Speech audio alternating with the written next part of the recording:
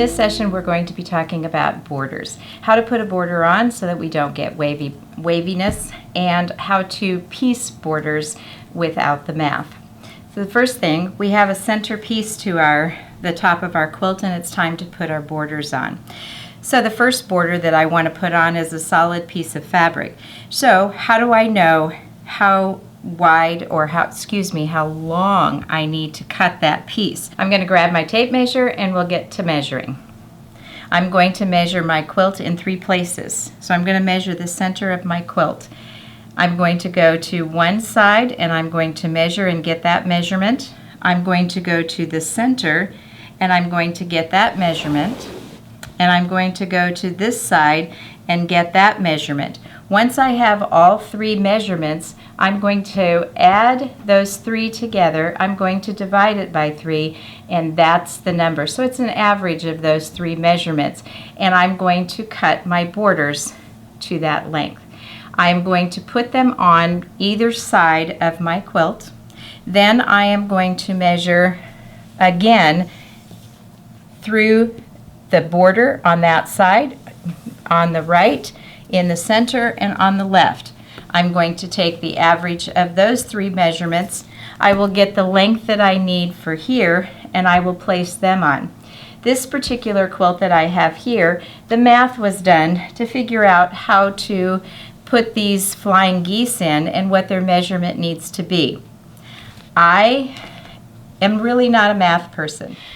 Math gives me a rash, and so I try to avoid it at all costs. So let me show you how I figure out how to put a pieced border into my quilt. I use regular adding tape that I can buy at the store. I am going to place that tape along from edge to edge of where I need to place my pieced border. I will take my ruler and I will make a mark. I usually just, so that I can see it, I will take my scissors and I am going to cut it right along that crease that I have made. And now I have the length that I need, and how do I fit it into here? I'm going to fold this as many times until I get something that is pleasing to my eye. Oftentimes I do this even before I decide what piecing I'm necessarily going to do. So I'm going to fold it in half. And that's a little too long for piecing, so I need to fold it again. I don't want to fold like this, because if I do, I'm not going to have accurate measurement. So I'm going to take this paper and I'm going to fold one side up to the fold, press it down, then I'm going to take this side, press it back to that first fold. And it's still not where I want it to be, so I'm going to bring this side up and I'm going to fold it. Press it in. I'm going to again turn to the other side and press that to the fold. And now I have this to deal with. So what I do to make that one work is I open it up and I take and bring that up to that first fold and press it in. And I bring this side up.